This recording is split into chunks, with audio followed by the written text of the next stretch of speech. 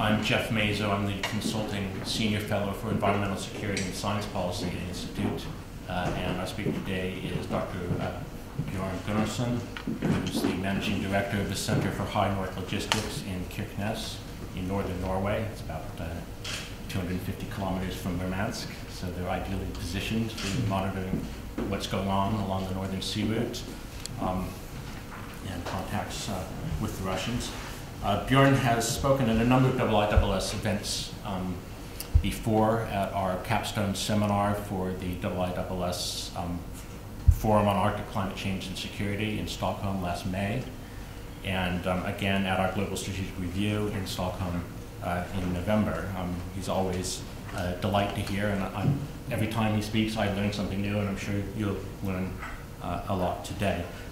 Before I hand over to Bjorn, I just want to mention a couple of books.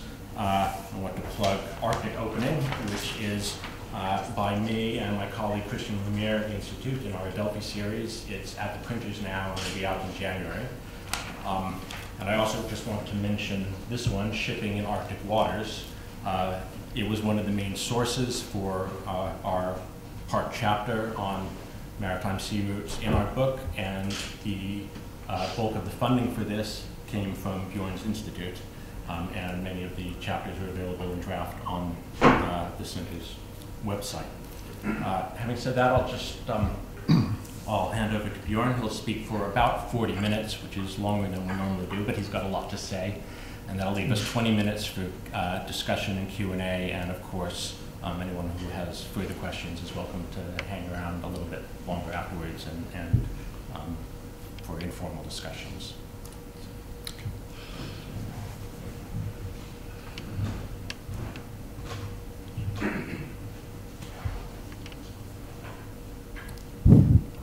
Thank you, Jeff. I'm delighted to be here and tell you a little bit about future prospects on shipping in the Arctic Ocean. The Center for High North Logistics is a non-profit organization, and sort of we are in the business of gathering information. We have gathered quite a bit of information from our partners across the border to the east, the Russians, because they have a lot of information and experience dealing with shipping in Arctic waters. But we also gather information from all the 8 Arctic states and other countries and institutions, organizations that have good, reliable information on shipping. So we are primarily sort of involved in providing that type of information, infrastructure needs, with the main goal of be active in providing some solutions to our logistics problems and infrastructure deficiency in the Arctic, and how we should design a possible new maritime transport and logistics system, possibly on a circumpolar Arctic basis, to support activities, current and future activities in the Arctic. So I've put together quite a few slides. I will run through some of them quite quickly, although others I will dwell on somewhat.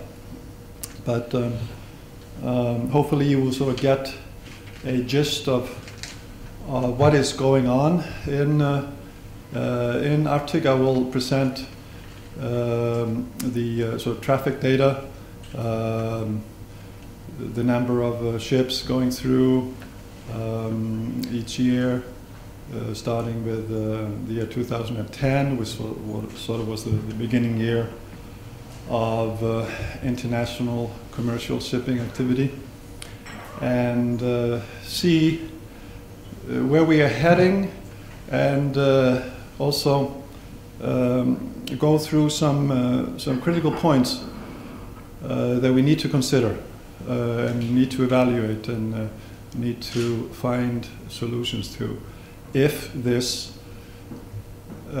Arctic routes are in the future going to be a possibility of being trade routes between markets, say in Europe and the Far East.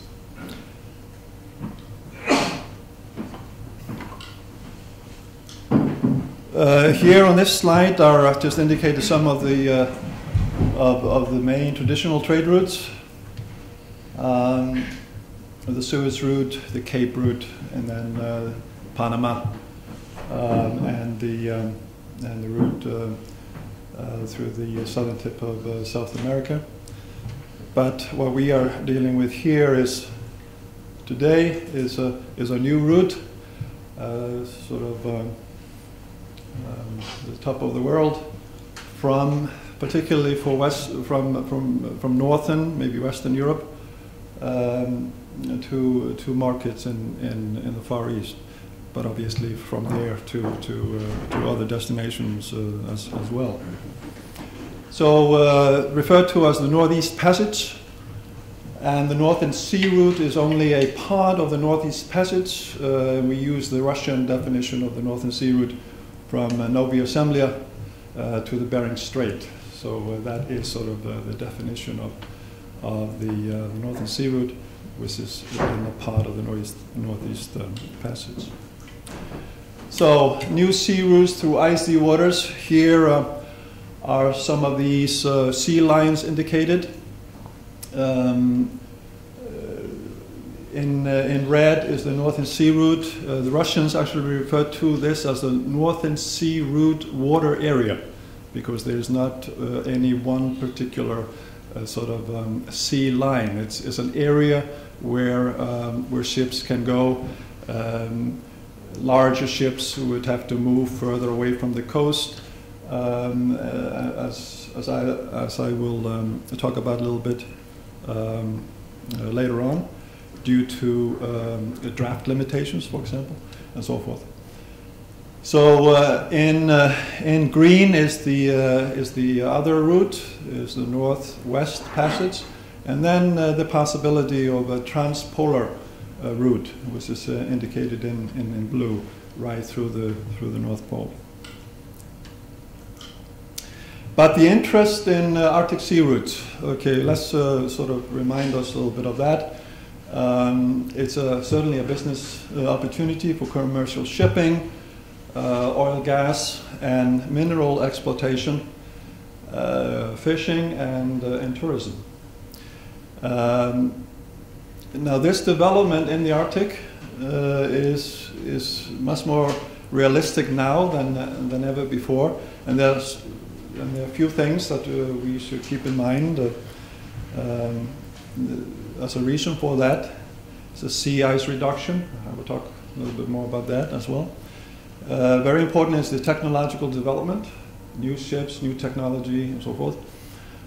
Interest from Russia, very, very important, as well as interest from other countries in using this shortcut between markets. And high commodity prices, very, very important, because what has primarily been transported is commodities, oil, or hydrocarbons and minerals. Container traffic has basically not taking place, and I will also mention the reason for that, which is much more problematic than transport of commodities. Now, just many of the shipping companies that are increasingly interested in the Northern Sea Route or the Northeast Passage are saying, or as a quote from one of them, transport of oil, gas, and dry bulk cargo from Northern and Western Europe to Asian markets along the routes of the Northeast Passage represents potential savings too large to ignore. So there's increased interest in looking at it, very sort of with critical eyes, but see the future potential, and also become aware of the challenges and risks. very important. The Center for High North Logistics is not promoting the use of the Northern Sea route or Arctic routes. We are just simply providing information, and we talk as much about the challenges and risks as opportunities. So we have sort of tried to represent a balanced view. So the task at hand is that we already know, it has been quite a bit written already, about deficiencies in our infrastructure, shipping and transport infrastructure in the Arctic. But we have to start asking different questions instead of constantly dealing with our deficiencies. If this is going to be something that we would like to develop in the future.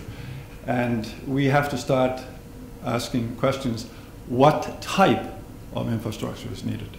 Not that we are dealing with deficiencies, which certainly we are at the moment, but what type of infrastructure is needed based on some scenarios. Say, what would need to be put in place by 2030 or 2040 based on some traffic volume and types of cargo and types of ships that we might have and so forth.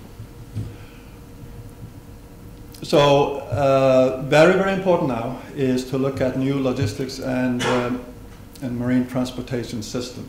And I would say that this system needs to be circumpolar in nature. Tie into natural resource exploitation and production as well. So logistic solutions should take advantage of Arctic resource potential and Arctic shipping opportunities, but provide the needed safety, reliability of operations, and very importantly, adequate pollution prevention to safeguard the fragile Arctic environment. This is the task at hand. And we need to address that sooner than later. The first step is to gather information, to see where we stand now. Inventory of northern and Arctic infrastructure is important. The infrastructure, ports, airports, response capabilities, and so forth. The Arctic Council has initiated a study like this. It's called the Arctic Maritime and Aviation Transportation Infrastructure Initiative, and with a goal of providing an Arctic maritime and aviation infrastructure database and interactive map. The second step is a modeling study. Also, we call it a visualization study. So we need to start modeling what type of infrastructure we need, as I mentioned, but we have to do it in a certain way that all the stakeholders involved in this understand. So the results should be displayed as interactive GIS maps with the effective visualization component, animation. There should be videos that show how the various infrastructure components fit together, how the value chain should be put together so it functions very effectively. And I believe that this should be a joint industry and academic exercise without any political interference, at least at that point. So just based on the most logical, sensible, and environmentally sound solutions. And then the politicians could become involved to see how realistic this system that has been proposed based on this criteria is, and so forth. The third step is the cost and financing study. So when we know what type of infrastructure we are looking for or need to establish, then and only then can we start estimating the costs of various infrastructure components. This has already been discussed at the Arctic Council and in different conferences and meetings that that to build up an infrastructure that we might need is going to be very, very costly and probably not, say the Russians, probably not capable of doing that alone. So we have to come up likely with some type of a funding mechanism. And a lot of ideas have been flowing around that, well, what about an Arctic Development Bank that is able to fund projects across borders? Even the name of Arctic Bank instead of the World Bank has been named and so forth. Specifically targeting investments in the Arctic. Public-private partnership, probably very important. And also to utilize the mining companies and the oil and gas companies that are building up infrastructure around their development sites, that this infrastructure is integrated into the overall transport system that we would like to see to maximize the use of the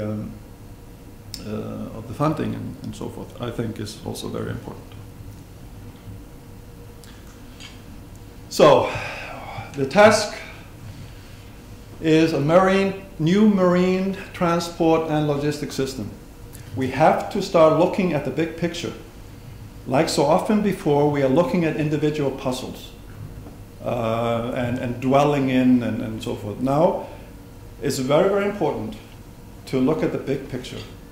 Then you appreciate the importance of individual puzzles and how the puzzle pieces fit together and so forth. The big picture analysis, overall structure needs to be worked on and analyzed. We have to come up with a logistic system that is sort of integrated network of navigable seaways and ports, terminals and offshore structures, but interconnected also with land-based infrastructure. Airports, railroads, roads, pipelines, river transport. We need to see how the whole system is supposed to function. This has not been done. But obviously there are reasons for that, because the commercial activity along the Northeast Passage really started in 2010. So we are just taking the first few steps. The Center for High North Logistics was actually involved in the first commercial transit along the Northern Sea Route in 2010. We gathered together in Kirkenes, north of Norway, all the key players around one big table with the goal of making a demonstration transit, just to show that this was possible. So all the relevant parties were involved: cargo owners, ship owners, traders, icebreakers. The Russians were there with the nuclear icebreaker expertise, insurance classification societies and research institutions. So in September of the same year, we took part in this demonstration transit. So it was a bulk carrier, Nordic Barents, that transported iron ore from Kirkenes to China. And that was the first time that a non-Russian vessel with non-Russian cargo sailed the Northern Sea Route with a destination in the Far East. The average speed, it took 8 days to navigate the Northern Sea Route. Remember, the Northern Sea Route, as defined by the Russians, is the Novaya Zemlya and the Bering Strait. It took 8 days, that part of the Northeast Passage, with the average speed of 12 knots. On the Suez route, the average speed is around 13 knots. So it's very similar. So this was a very important demonstration, because we now could start sort of looking at comparing things. The first, in the first part of this slide indicates the distance from Kirkenes to this particular location in China via the Suez route, 12,180 nautical miles. Average speed on the Suez route, as I indicated, 13 knots. Expected voyage time, 40 days, often with an additional day, so 40, 41 days. Suez fees, $5 per ton. Then there's an insurance cost if many ship owners, cargo owners are also buying extra piracy insurance, particularly if the cargo is quite precious and so forth, and that is not indicated. But then we see that the same ship, taking the Northern Sea route or the Northeast Passage, the distance is 6,500 nautical miles. So you see the difference. Almost 50%. The average speed was 12 knots. The total time spent en route, that is the whole Northeast Passage, 22.5 days.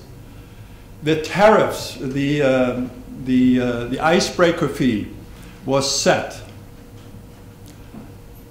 the same as the Suez fee. It is higher. It's actually quite a bit higher, but it's a negotiable price, or has been. But in this particular demonstration, it was decided by our colleagues from Rosatomflot that operate the nuclear icebreakers that they would just charge the same fee for that service as going through the Suez, because this was just a demonstration voyage. So to have at least that variable the same.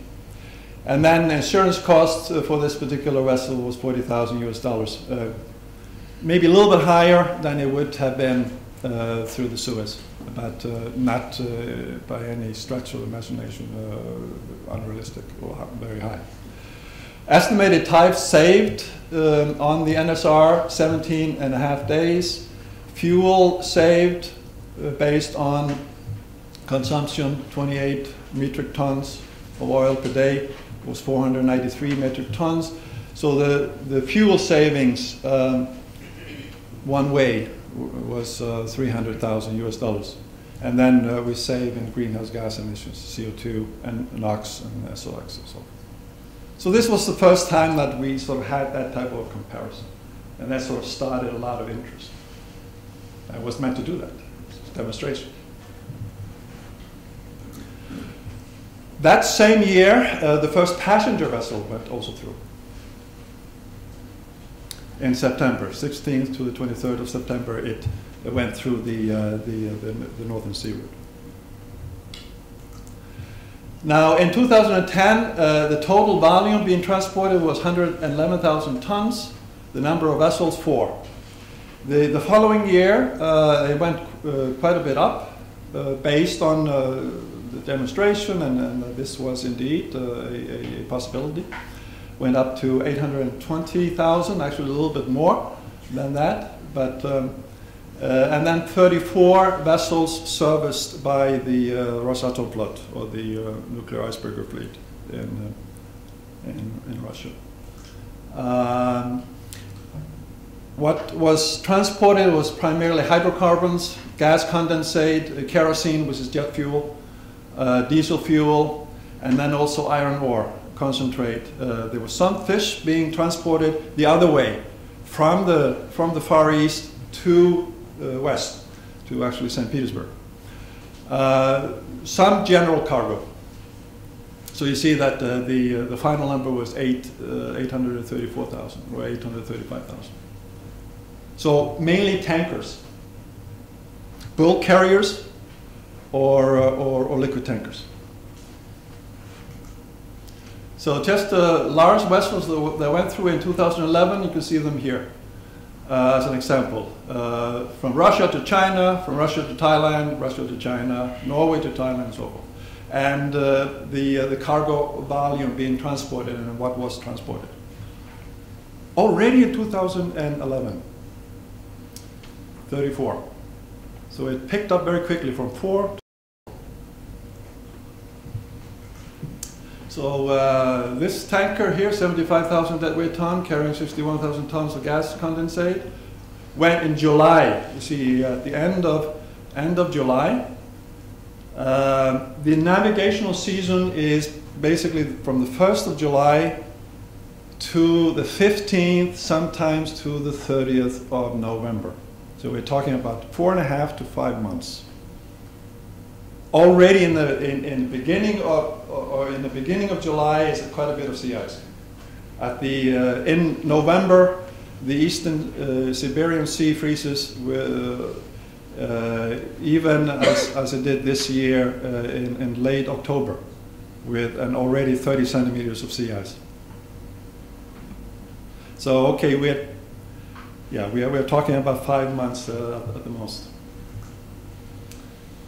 This is just some of the ships that went through in 2011. A seismic vessel through also in 2011. These are very, very expensive ships. So if they can take a shortcut, this ship was going from Norway to New Zealand, had to be relocated. Took the northern sea route or the northeast passage as a shortcut and saved millions of US dollars because it's like a floating laboratory.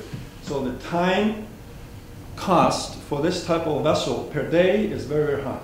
So if you can cut the relocation cost of the vessel by 10 or 15 days, that is real money. The largest tanker as of yet to go through was Vladimir Tikhonov, 162,000 deadweight ton tanker, Suezmax. It's the maximum size of a ship going through the Suez, carrying 120,000 tons of gas condensate.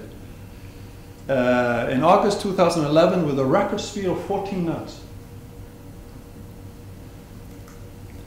And here you see the tanker.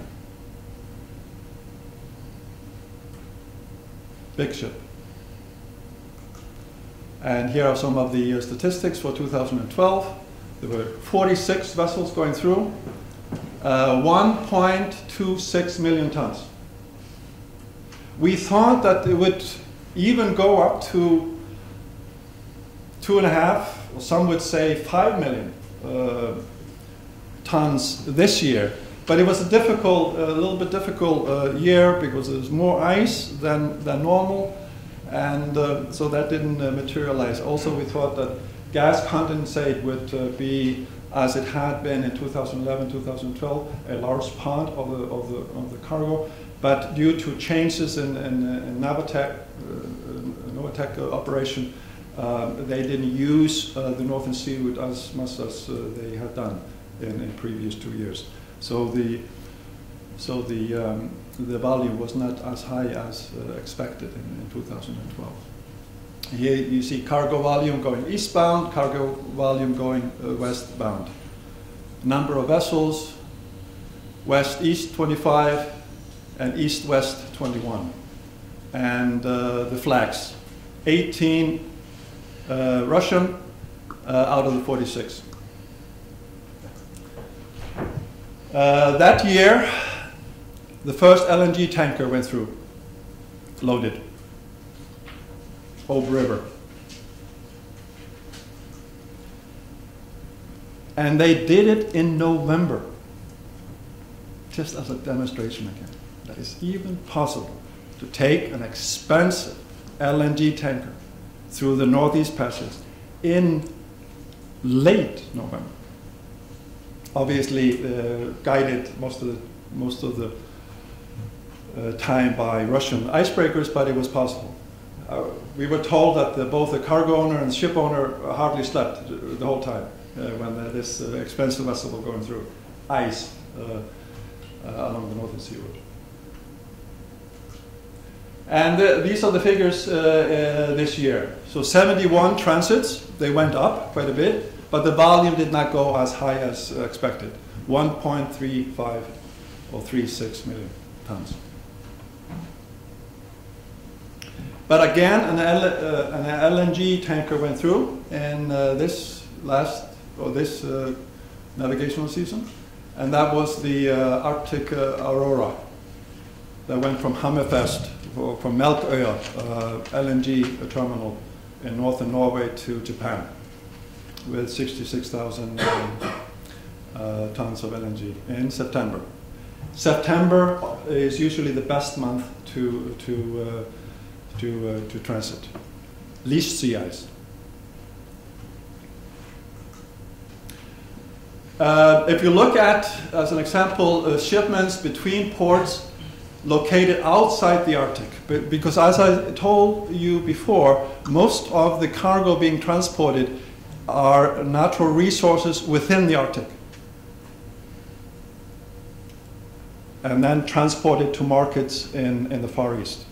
But true transits, like from South Korea to Finland, or from Vancouver, Canada, to Hamburg, or from South Korea to Rotterdam, Amsterdam, China to Amsterdam, and so forth.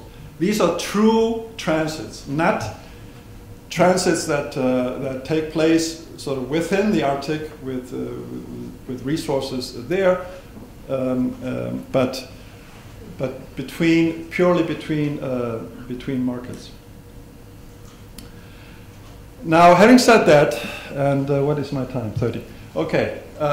Now I'm going to very quickly run through. So I've given you sort of an indication of activity that has been taking place, primarily tankers with hydrocarbons, and also with iron ore. Very little sort of general cargo, fish and other types.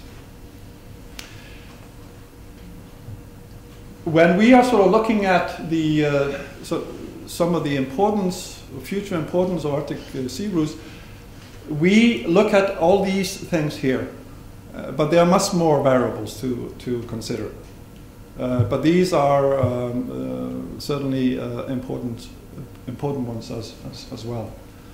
And I'm going to just very quickly run through them, because you have to have that all. Remember, I talked about the need to gather information and look at the big picture, to see all the different variables that come into play. It's very, very important.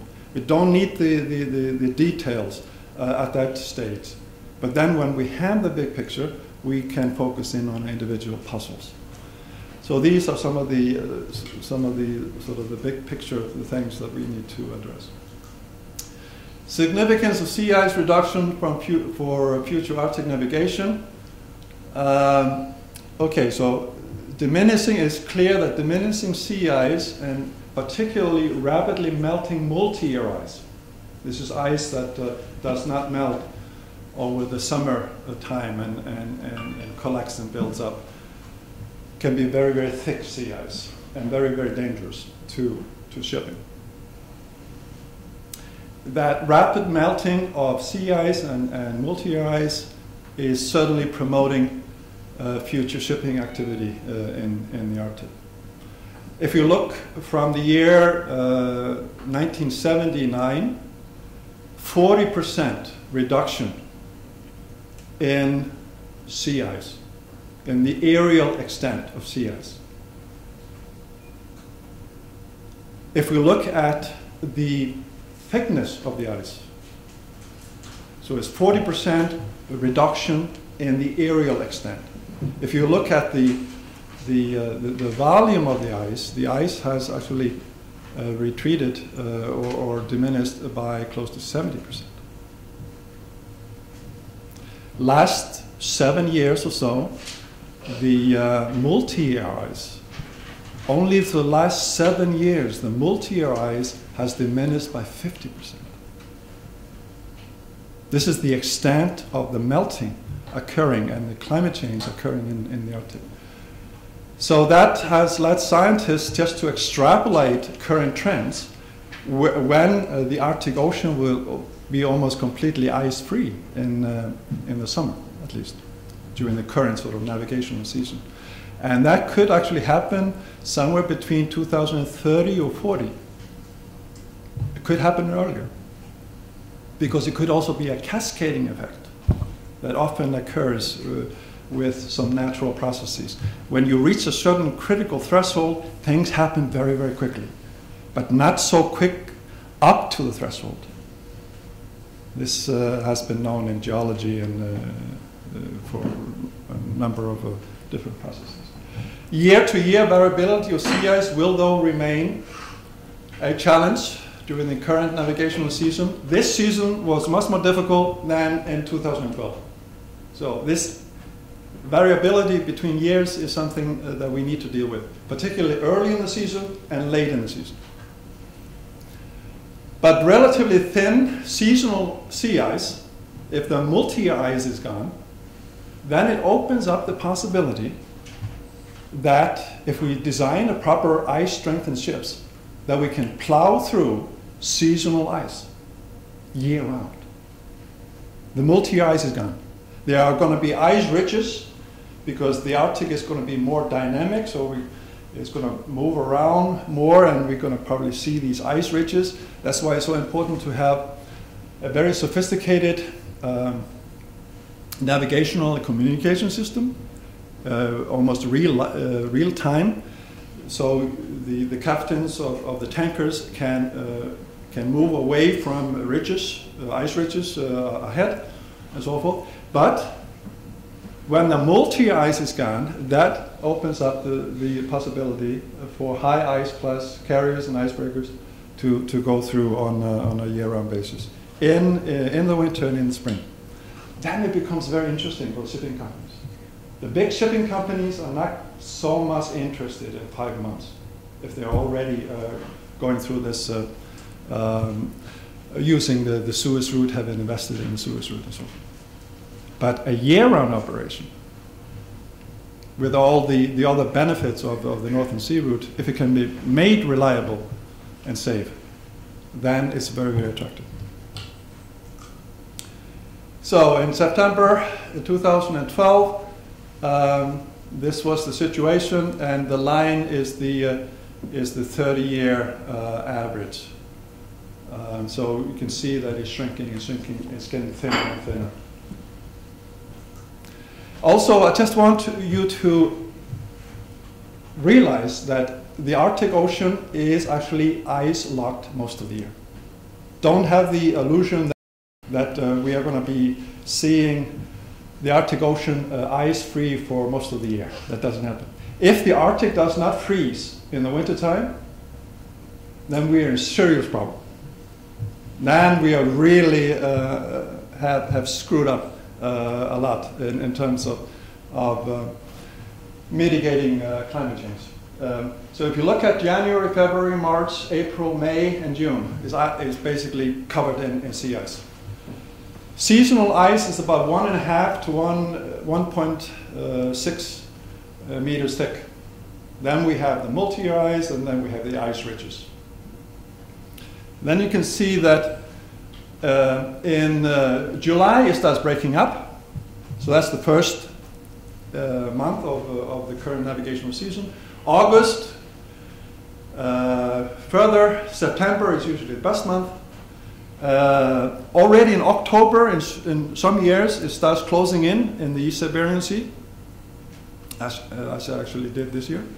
And in November, it can be already 30 centimeters, certainly in the east part of the Northern Sea route.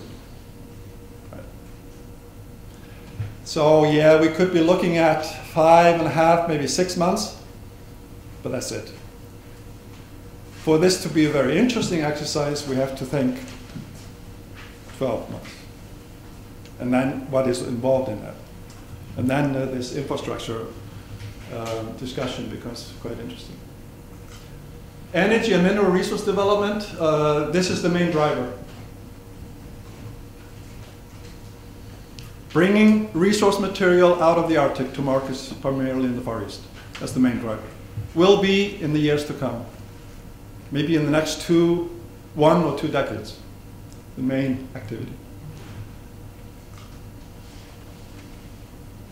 And we probably have seen these natural resource maps, oil and gas maps, before.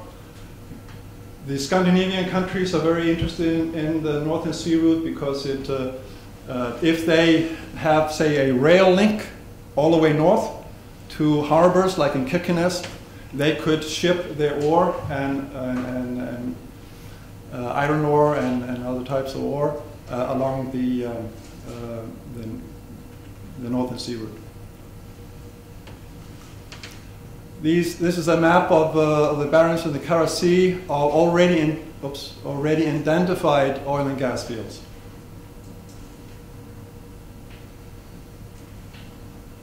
So there are a lot of them. So this main resource transport is from the Barents and the Kara Seas.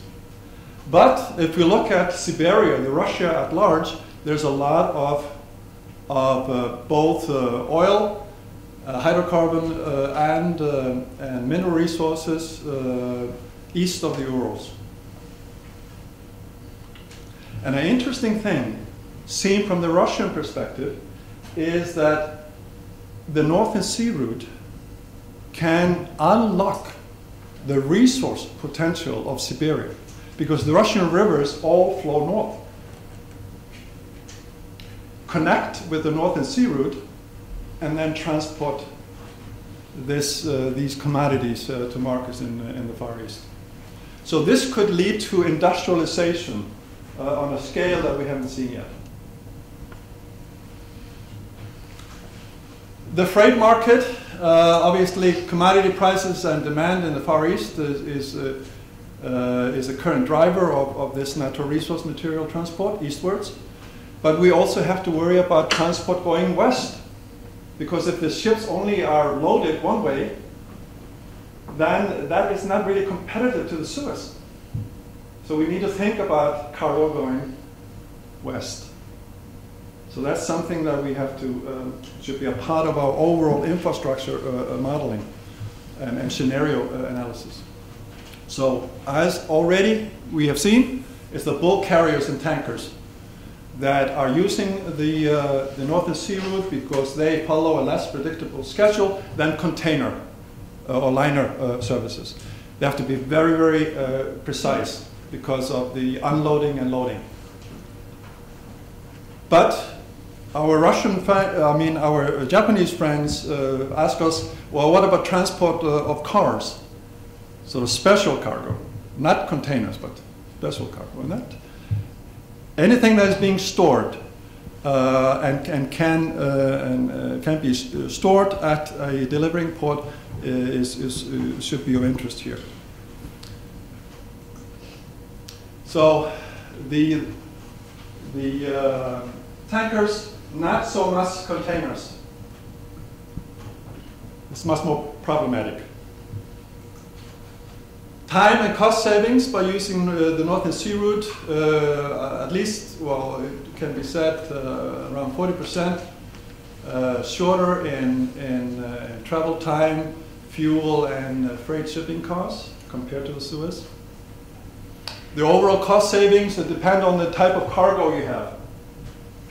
And I will show one example of that. Marine insurance costs are going down as more and more traffic goes through without any mishaps. That's just a standard practice of insurance companies. You know, they base their insurance rate on statistics and accidents. The official tariffs, the Northern Sea route is regulated by the Russians, and they charge a fee for their services, which is basically icebreaker support. For these tariff payments they need to be sort of competitive to the Suez fees for this to be realistic, and the Russians understand that. So they make a deal with the shipping companies. If you transport more than, say, 200,000 tons, we give you a discount. If you use the route going back, we give you a discount. But if you look at the rate table, which is the maximum rate, it is very, very much higher than the Suez rate, but it's negotiable based on how you're going to use the route. It's going to based on your commitment and so forth. And then they provide a very good service, the Russians. So this is a transport of LNG carrier or LNG carrier going from northern Norway to Yokohama. On a round trip, almost $7 million saved. 6.8 million US dollars saved by going from northern Norway to Yokohama by the Northeast Passage compared to the Suez on a year-round basis. So if the tanker goes back as well. So on a round-trip basis, not on a year-round basis, on a round-trip basis, you can save that amount of money. Because the time charter rate is so high for these expensive vessels, 120,000, or could be 120,000 US dollars per day.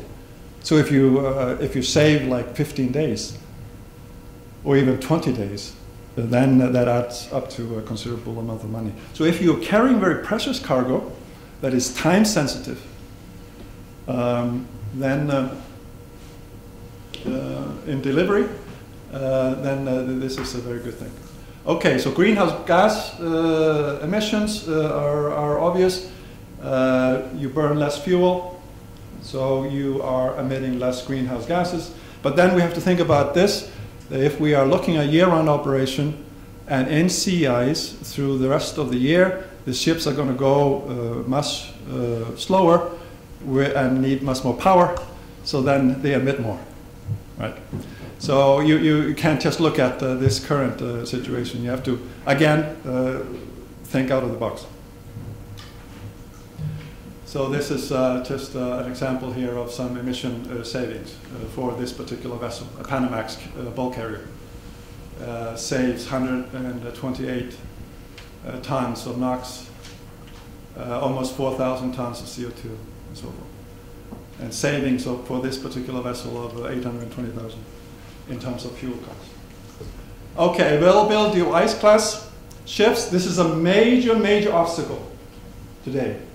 There are very or relatively few ice-strengthened cargo ships, particularly in the dry bulk sector. So a large-scale investment is needed. So we have to look at how many ships are required based on some scenarios of transport volumes. But the technology has advanced considerably. These are sort of relatively small tankers that operate in the Arctic on a year-round basis, and they can both go ahead and back. If you back them up, they act as icebreakers. Here's one of them going forward. It's the same ship going backwards. It chews up the ice by backing up. You can see it here. The rudders. They're used to chew up the ice and break the ice as it backs up and acts as an icebreaker. So these types of cargo ships actually do not need a icebreaker. They are have icebreaker capabilities if you turn them around.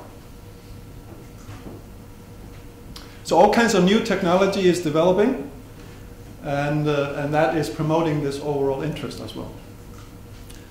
Very important today and in the future are going to be Arctic icebreakers. Russians are planning 3 new ones that have considerable power, with the notion that they are going to be 60 megawatts. And they can break through ice that is 3 meters thick. So why are the Russians building the most powerful icebreaker at the same time as the sea ice is melting. And there's eventually not going to be any use for icebreaker. They are thinking for a year-round operation. Then you definitely need a very powerful icebreakers if you're going to go through on a year-round basis, through the winter and spring. Currently, they have 5 nuclear icebreakers. They just commissioned Russia. And the last one has also been commissioned. So 5 currently in operation. Their fleet is in Murmansk. Quite an impressive sight to see these large Russian nuclear icebreakers. Here you can see a map. The red lines and is a track of a tanker, and the green one is the icebreaker. So you can see that the icebreaker is not in front of the tanker. It's there as a support because there's so limited or no other infrastructure available. So the Russian icebreakers are floating support units. That also gives us a clue about future infrastructure that probably needs to be a lot of floating units. So we have to design that in conjunction with land-based infrastructure, obviously, as well. Convoys can also be formed, and already formed in 2012. So quite a few ships guided by icebreakers. So this is also taking place in the Baltic. So this is their new icebreaker, and here you can see some of the credentials. So going through 2.8, 2.9, actually this is a very conservative figure, thickness of ice at around 4 knots. But they tell me, we've been told that actually it's over 3 that they can go through. And then obviously the Chinese are doing their own icebreakers in looking ahead, as everybody should. Okay, inaccessibility and poor conditions of existing Arctic ports. The problem with the existing Arctic ports is that the ports are too shallow for most of the tankers that are currently going through and will be going through the Northern Sea route. If the tankers will go into these Arctic ports, they will run aground. So the ports are not usable. Say if a ship is in distress, you can't tow the ship into most of the Arctic ports. To Kirkenes and to Murmansk, and then all the way in the east, but not to the current Arctic ports along the Russian northern coast. It can't go in. So that also is an indication that we need floating units as a support units. So some examples of these existing Arctic ports. Very important are the transshipment hubs. We need one in the west and one in the east. And these transshipment hubs, like Singapore and others along the Northern Sea route, will act as a catalyst for an industrial buildup. Obviously storage capabilities, but certainly promote industrial activity. Okay, so we need one here. We need one in completely ice-free waters. So ice-free waters in the winter and in the spring, and that's the Barents Sea. Then we need another one in the east, also in ice-free waters on a year-round basis. So somewhere past the Bering Strait. And the US Alaskans are looking at the Aleutian Islands. The Russians are looking at their place. South Koreans are looking at Busan. The Japanese are looking at Sapporo. Those are quite further south. But a very good strategic location is at Dutch Harbor, or Adak island in the Aleutians. And then we have basically ice-strengthened cargo ships that go between A and B. Feeder ships take cargo to the transshipment hub and take cargo from the transshipment hub to final destination. And then we just have to build a fleet of ice-strengthened cargo ships that go between A and B as much as we can for certain types of cargo. It might not be so realistic, like LNG possibly, but this for many other types of cargo is a viable option. A true transshipment hubs. Okay, I'm almost done. Kirkenes could act as one because it's a deep water port. There's a lot of planning already going on in Kirkenes. People are buying up land and companies are moving in and so forth, in hopes that this will develop. So they're doing the investment already. So Kirkenes and the Murmansk area actually is a very good location because there's already a current infrastructure there. Here's Murmansk. So this is the Kirkenes-Murmansk infrastructure. It could also service the offshore oil and gas development in the Arctic. So obviously I mentioned navigation and communication system needs to be improved. SAR and oil spill response capabilities need to be improved. We need to address that.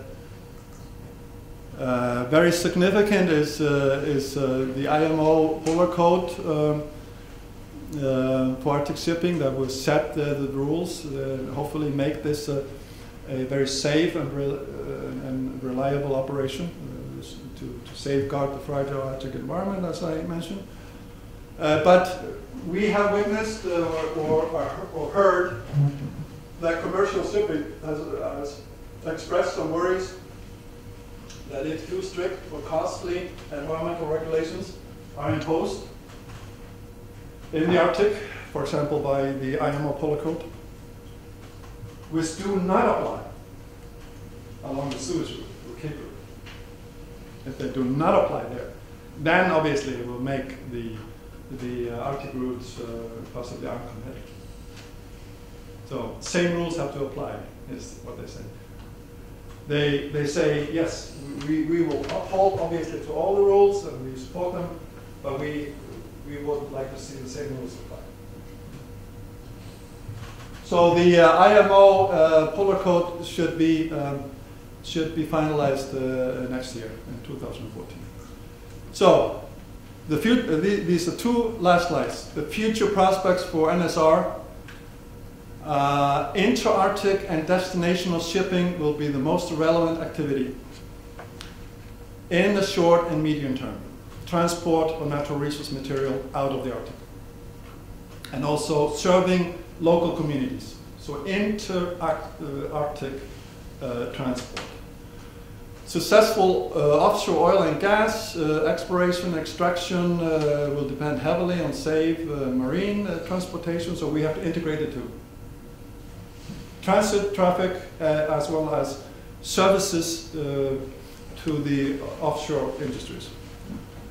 Russian powerful icebreakers and the NSR regulatory requirements is quite good in terms of providing the needed services based on our current activity. We can also say that increased economic activity in the Arctic region should improve the general preparedness to respond to potential accidents due to higher availability of vessels, equipment, and people in the Arctic. Currently, it's the remoteness of the area is a major issue. And also in the same geographical area, we have energy resources and we have mineral resources in the same geographical area. So that opens up the possibility of in situ industrialization. So they talked about among people where gas meets ore. Okay, so leading to industrial processing in situ before shipment via the NSR. Now, finally, NSR will not revolutionize world trade. There are 18,000 transits along through the Suez Canal every year. 18,000. This year there were 71 through the NSR. A long, long way to go. So it's not going to be a serious competition to the Suez route, but the NSR could become an important transport option for certain cargo types and provide new and additional capacity for growing transportation volume. And with that, I thank you very much. Thank you very much.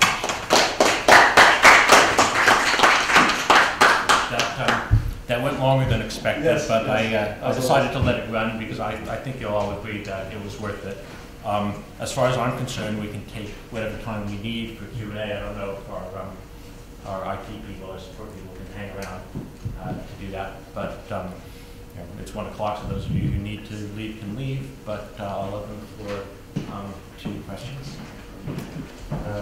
Nicholas McLean, I wanted to make a point and ask a question. I wondered if you knew if this year it's the 400th anniversary of the first Japan-British ship arriving. The reason it was sent to Japan by the King of England and Scotland was partly to develop trade with Japan, but partly to discover the Northeast Passage.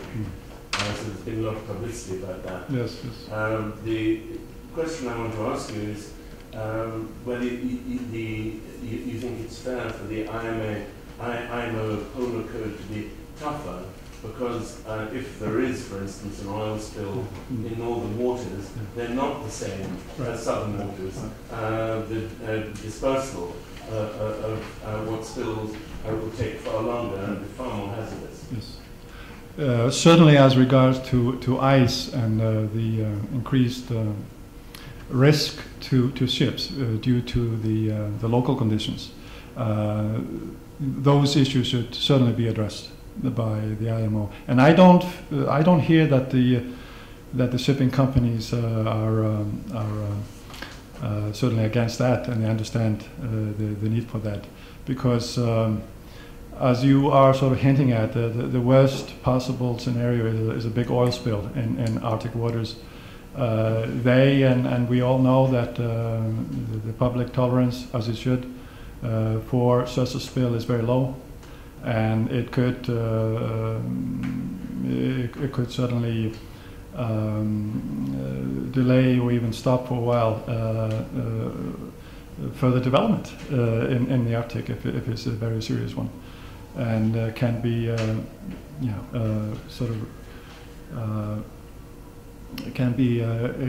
can be pinpointed that is due to neglect or inability of working in this type of environment. The oil companies are also becoming much more careful. They're backing off and realizing that this is a tougher environment than they initially probably thought, and they're trading carefully. Thank you. A couple of questions. To what extent has the changing natural gas market, the development of gas and so on, put a brake on development, particularly in the Barents Sea? That's one question. Secondly, is it within the bounds of sensible speculation to envisage a shuttle that will also provide container services? Something like, Iceland, Japan, or whatever, specialized container ships that can shuttle containers across that route. If I address your second question first, yes, I would think so. We just have to see or how that could be structured. For example, if you're looking at the typical container traffic, then it is because you can always expect delays for various reasons, even during the current navigational season along the NSR. And the reason is that If the winds are unfavorable, they might fairly quickly move ice from the north into the straits. And this can actually happen over a day or two. And if the ship is en route and so forth, then that could lead to 1 or 2 or 3 day delay if it's quite serious. Particularly if the ship is going through, say, later in the season or very early in the season. And that would apply even to a seriously strengthened ship. Yes, it could. Yes, yeah, because it could even move in multi-year ice blocks and so forth.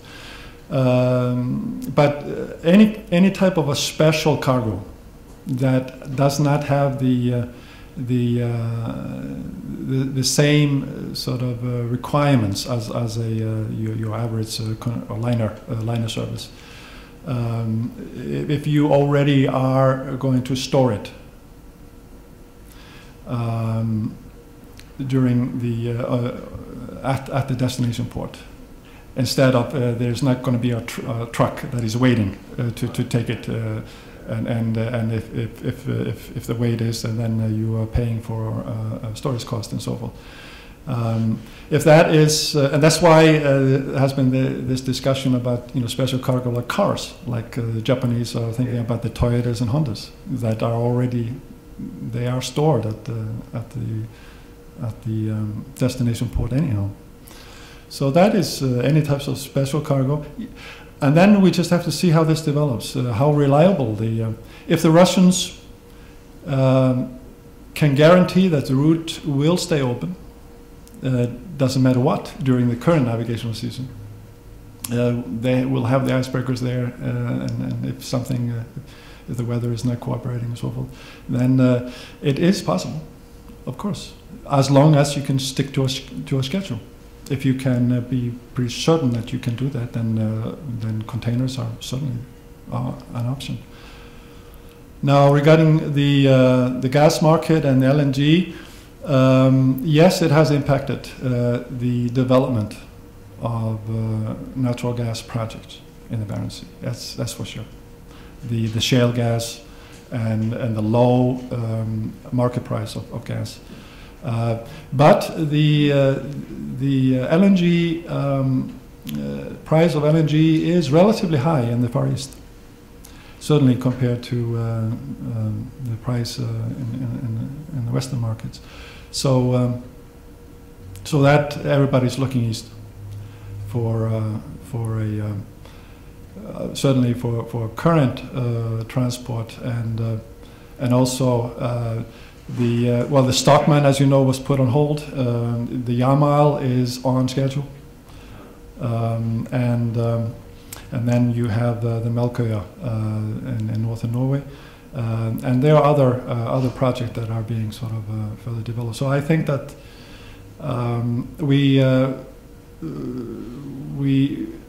those that are looking ahead are primarily looking at the Far East as the main market. And China will always need energy. The accident, the nuclear accident in Japan, is leading to increased interest for LNG in Japan, and the South Koreans are also quite, and they are giving good price. Mm.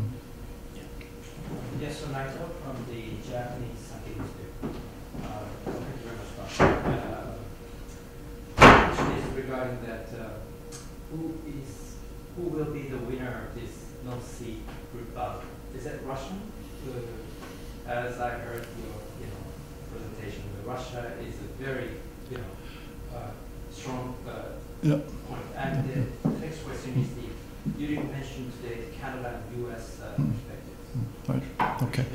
Obviously, the Russia will benefit a lot from this because they're using the route to transport their own natural resource material to markets. And it's just a shortcut compared to the Suez. So they will definitely benefit from that. And this is, as I tried to indicate, is going to be the main sort of driver or activity on the North Sea route is transport of hydrocarbons and ore from the Arctic to destinations in the Far East.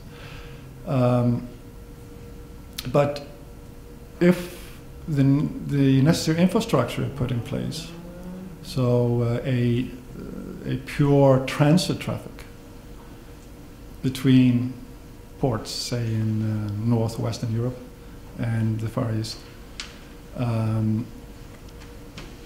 is developed, then there are other countries that should benefit from this, not the least China, servicing the European market with goods, and South Korea. The South Koreans, I visited the Samsung Heavy Industry shipyard in South Korea, in Busan, and they are building like 70 tankers a year. Incredible to see that facility. And so countries with that type of technical know-how and capabilities are obviously very interested in taking part in the infrastructure build. So they can benefit from that, as well as just trade by using a shorter route, and particularly with very expensive cargo and expensive ships that have a high time charter rate per day. So if you can shorten the distance by 15, 18, and 20 days, that's considerable savings. So there are a lot of, certainly the Russians, but also the countries in the Far East will benefit. Now regarding the Canada and US is now waking up. They were sort of quite uninterested in this whole endeavor, but then they saw what is actually going on along the Northern Sea route. They have their own sort of interest in the Northwest Passage, as do the Canadian, which is a much more difficult route, because most of the multi-ice collects there, and because of the currents in the Arctic Ocean, and also there are much more limiting sailing conditions in terms of needed draft going through straits. It's a major problem, and limited possibilities for deep water ports and so forth. Plus their activity, like in the Mackenzie River Delta and so forth, except off the coast of Alaska, on mainland Alaska, there's still no major oil and gas development, which is the main driver on the NSR. Questions, you've almost answered them both. One about shale gas and one about the Northwest Passage. I've done research on the subject when we interviewed Canadians, and they said because the sea ice tends to collect there, they're not even thinking about developing, despite the political grandstand sometimes for election purposes. When do you think that the Northwest Passage will be developed in a similar way to the Northern Sea route, or is that not in the cards in the coming decades? Well, I think it could sort of largely depend on how rapidly the remaining multi-ice melts. As I quoted in the beginning, if I remember right, since 1979, there has been, well, if you look at the sea ice in general, 40% in aerial extent, 70% in volume.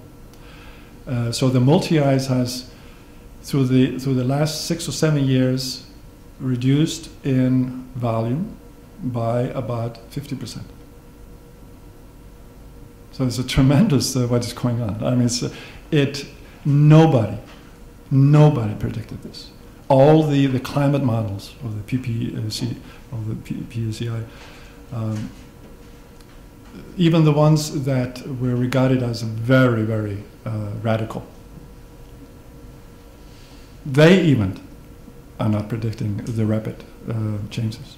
that are occurring. So there's there's a very much a lack of knowledge of the Arctic system and how it connects with the overall Earth system, and in terms of climate and so forth. So I would say that if we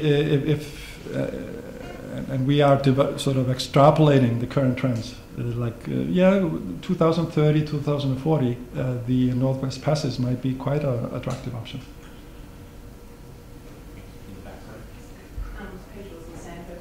Thank you for raising the myriad issues that you suggest that we all need to look at when we're looking at the development of the Arctic. My question really concerned your sense of the coherence of responses to those challenges which you outlined. You mentioned the Arctic Council's work, you mentioned the IMO's Polar Code, you mentioned unilateral reactions from Arctic and non-Arctic states. Do you have a sense that we are moving to a more coherent approach when it comes to looking at the Arctic as a region, or not? I sense that the Arctic Marine Shipping Assessment that was published in 2009, Arctic Council work, highlighted and has stressed the importance of infrastructure. And they actually came up with many recommendations that they suggest to the Arctic state governments that they will address in the years to come. And I think it has been almost every year that they have published sort of a short report on where we stand in terms of fulfilling or working on these recommendations. And so there is a general understanding. I have been promoting, though, over the last year in various endeavors, the need to, as I also did here, to what is the task at hand in terms of sort of trying to understand and visualize the infrastructure that is needed. And I sort of gave a little hint that the infrastructure that we maybe are quite accustomed to, that is ports, that the ship go into ports for various services, and if there's some mishaps and so forth, that might not apply in the Arctic, or it does not apply. So you have to think about some type of floating units or mobile units. Mobile units could be very useful because then you can relocate them based on the time of year and what type of ships and what type of activity are being promoted. And then and I've sometimes lectured to students in architecture and design, and shown this is now your role.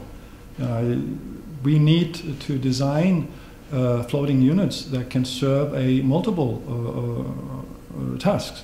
They could be monitoring stations, they could be research stations, they could support the transiting ships with all kinds of services, and they could also lend support to the offshore industry. And then they could have hospitals. They could have. They could accommodate crew and also in terms of exchange of crew and so forth, because they should have helicopter pads and there are all kinds of things. You just have to think, design a new system, and I find it fascinating. When I have been mentioning this to students in design and architecture, they have taken it up and have written. In some cases, their thesis on this. So we are moving in that direction. But I have been somewhat irritated, because when I was teaching, I always told my students that, okay, now let's look at the big picture. Let's see what is involved and how things are possibly connected and so forth. Then you can dwell into one little puzzle piece, as we tend to do during PhD research, dwell very, very deep into a topic. Here, we cannot, we have to look at the big picture. And then it also becomes a very interesting task, because we do have to build up a infrastructure that is unlike the infrastructure along the Suez, just simply due to the conditions in the Arctic and what we're faced with in terms of challenges.